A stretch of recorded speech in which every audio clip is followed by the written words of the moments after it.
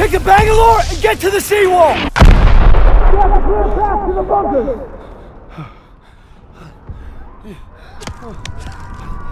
Daniel!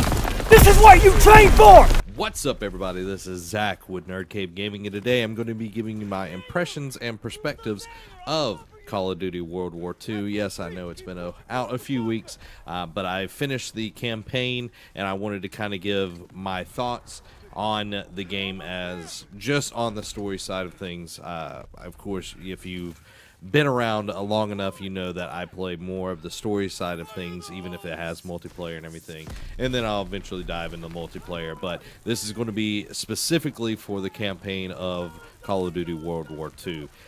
First off, game looks gorgeous. Shooting feels great.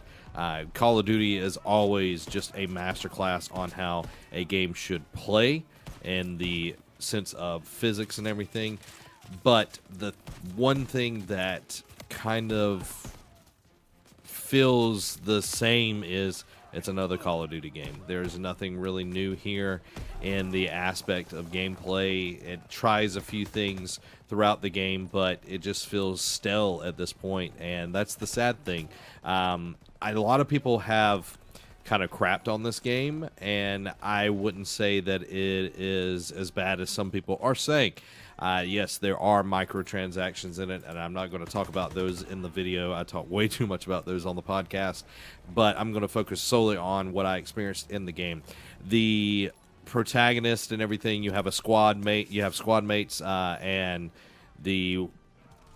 I've played, I can't remember how many hours I've put into this, probably 8 hours, maybe 6 hours, something like that, into the gameplay, into the story. And the only one that I can really remember is Zussman, and I think one guy's name is Parker or something like that. And that's about it. Like, it's not really... I don't even remember the main guy's name, the guy that I played. I think his name was Red or something like that. That's how forgettable the names are. They don't really... Zussman is the only one that I remember because they actually put something into the game that made you realize, you know, you put a sorry, I keep hitting the mic. You put a connection to Zussman early in on the game, but the rest of the people, I didn't feel any kind of connection, and even Zussman was just kind of a base level connection. And for that to be happening, it is sad that we've got to this point, because one of my favorite games of all time is Call of Duty Black Ops. It had such an amazing story. I can just recall all of those things now, and it's been years since I played that. I haven't even replayed it in a very, very long time. And compared to this game, I remember more of Black Ops 1 than I do of World War II.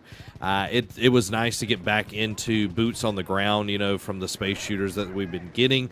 I like the systems that they introduced. It definitely made me more cautious throughout the game, with not the regenerative health that we've had for a very long time in the Call of Duty series, but actually having to get med packs. I like that each squad mate did have something to offer to the gameplay, be it from giving you med packs to ammunition to grenades to artillery strikes to actually finding where the enemies were located. That was the nice thing. I liked that part of it, but from everything else, though, it felt very stale and very old. And I hate that, because Call of Duty can be something that is extremely good. Now, I'm not saying hasn't sold. It sold twice as much the first weekend as, you know, Infinite Warfare. And Infinite Warfare is the top NPD seller from the last 12 months, which is absolutely crazy. The story, though, it's very predictable.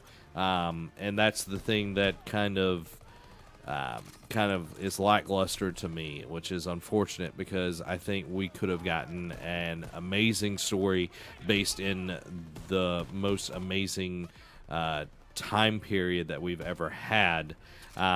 So I'm curious to see what you think about that. The gameplay overall, though, is still one of the best for sure.